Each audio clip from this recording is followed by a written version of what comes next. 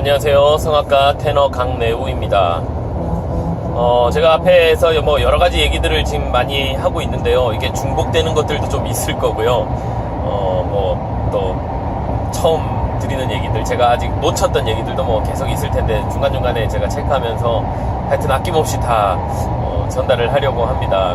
근데 그 중에 이제 했던 얘기들 중에 좀 더 강조를 해야 될 것 같은 얘기가 있어서 그거는 한번 짚고 넘어가려고 그래요. 그게 뭐냐면 이제 우리가 지금 공부하고 있는 벨칸토 성악적인 발성, 이 벨칸토 발성의 목표에 대해서 제가 한번 얘기를 했을 텐데요. 요것만 따로 이렇게 좀 집어서 얘기를 오늘 해보려고 합니다. 목표는 세 가지로 제가 잡았어요. 벨칸토 발성의 목표는요, 첫 번째는 저음이든 고음이든 음정에 상관없이 동일한 질감의 소리를 내는 것, 그것이 우리가 지금 공부하고 있는 벨칸토 발성의 첫 번째 목표입니다. 저음에서는 이런 소리가 났다가 고음에서는 이런 소리가 나면 안 되고요. 똑같은 질감의 소리가 나야 된다는 거예요. 피아노를 예를 들어보면 저음이나 고음이나 상관없이 음은 다르지만 울림을 가지는 그 질감 자체는 똑같은 질감을 낸단 말이에요. 그리고 다른 악기와 비교하는 것은 뭐 말할 것도 없고요. 같은 악기라도, 같은 피아노라도 영창 소리가 다르고요. 삼익 소리가 다르고요. 스타인웨이 소리가 달라요. 왜냐면 그 악기 자체가 가지는 고유한 그 몸통, 바디, 울림통의 역할이 다르기 때문에, 그 모양 자체가 다르기 때문에 그래요. 그래서 같은 울림통을 울렸을 때 내는 질감이 같은 질감이라고 얘기를 한다면, 우리 몸속에 있는 여러 가지, 여기는 스타인웨이가 있고, 여기는 영창이 있고, 여기는 삼익이 있고, 뭐 여러 가지 이런 울림통들이 있는데, 그 중에 내가 가장 좋은 울림통을 가진 공간을 우리는 사용해야 된다, 이런 얘기입니다. 그래서 저음이든 고음이든 똑같은 질감의 울림통을 가지고 음색을 내라, 이런 얘기죠. 우리 이 성대의, 우리 몸의 그 목소리는요, 사실은 성대가 좌우할까요? 아니면 울림통이 좌우를 할까요? 비슷하게 설명을 드리면, 피아노는요, 그러니까 현 있죠, 그 줄 자체가 그 악기의 음색을 좌우할까요? 아니면 울림통이 그 악기의 음색을 좌우할까요? 이렇게 질문하면 여러분들이 조금 그럴 수 있겠다, 뭐 감이 좀 오죠. 사실은요, 성대 자체는 크게 영향을 주지 않습니다. 음색에. 우리가 일례로 이 휘바람을 한번 생각해 보자고요. 휘바람은요, 여기서 소리가 나죠. 성대가, 이 입술 두 개가 성대라고 생각하시면, 이런 소리는요, 누구나 다 비슷해요. 휘바람 소리는 누구나 다 비슷합니다. 성대의 입술의 어떤 생김새에 크게 좌우하지 않고요, 거의 다 비슷한 소리를 내요. 어떤 사람은 휘바람 소리가 이렇게 아주 두꺼운 이런 소리가 나는 게 아니라, 휘바람은 그 휘바람 고유의 색깔이 있습니다. 우리 성대도 마찬가지예요. 성대도요, 아주 짧은, 여성은 보통 1cm 정도, 남성은 길어야 뭐 1.8에서 2cm 정도, 뭐 그 정도 왔다 갔다 하거든요. 아주 짧은 이 두 개의 섬유질로 된 근육인데, 이 두 개의 현이죠, 이게. 현을 불어서 울리는 이 음색 자체가요, 크게 차이가 나지 않아요, 사람들마다. 그런데 그러면 뭐가 음색을 결정하느냐? 결국에는 우리 이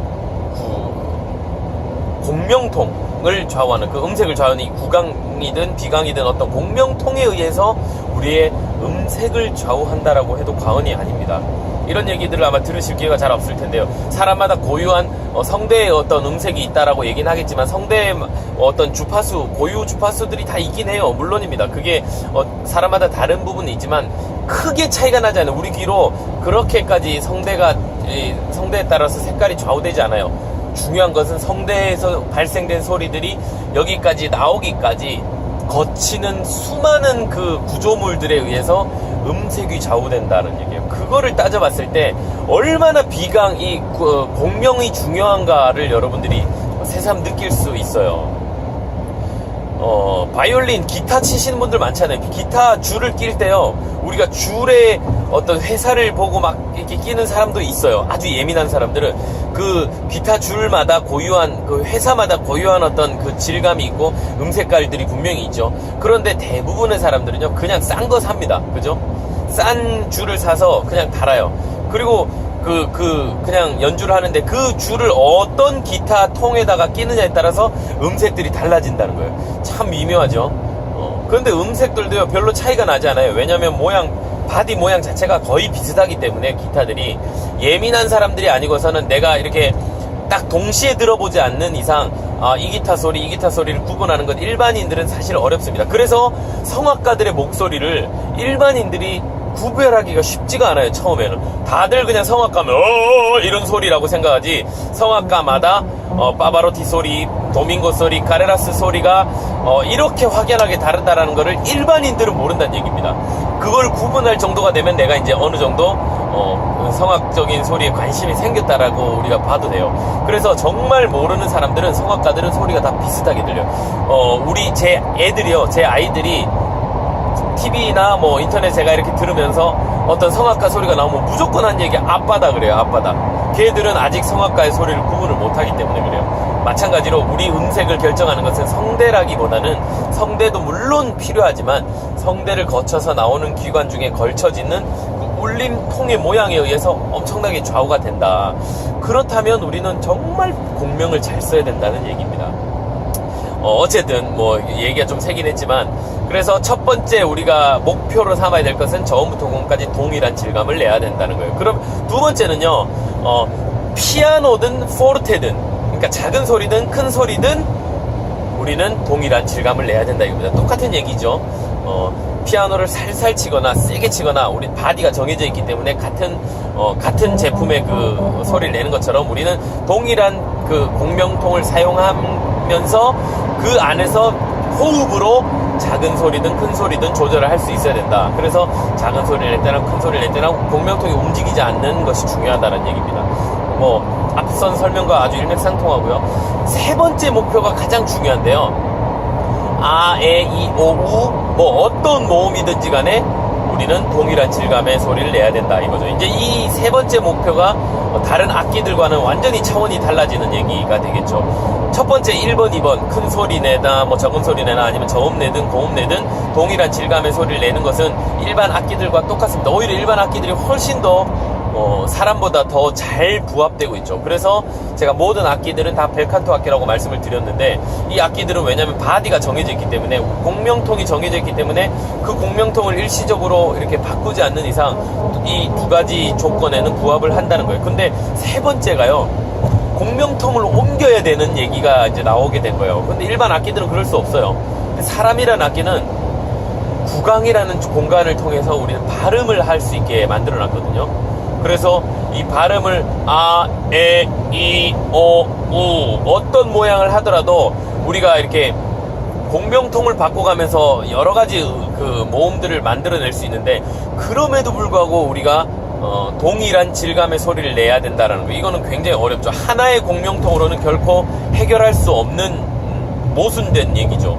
그래서 하나님은 우리에게 비강과 구강이라는 두 개의 공명통을, 크게 나누면 두 개입니다. 두 개의 공명통을 주셨다라고 제가 설명을 드렸어요.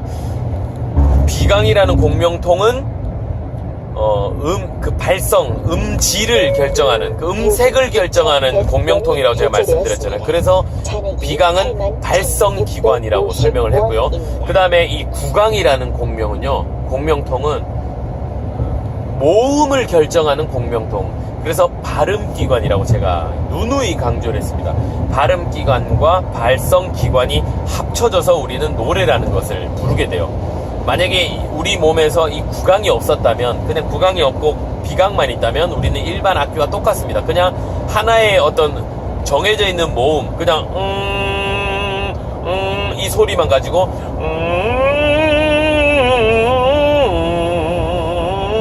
그냥 단선율만 연주할 수 있는 아주 단순한 악기가 됐을 거예요. 그런데 이 구강이 함께 붙으면서 아예이요우 아예이요우 아예이요우 모음들을 여러 가지를 조합을 하면서 발음이라는 것을 만들어낼 수 있게 돼서 노래라는 것을 부를 수 있게 된 거죠.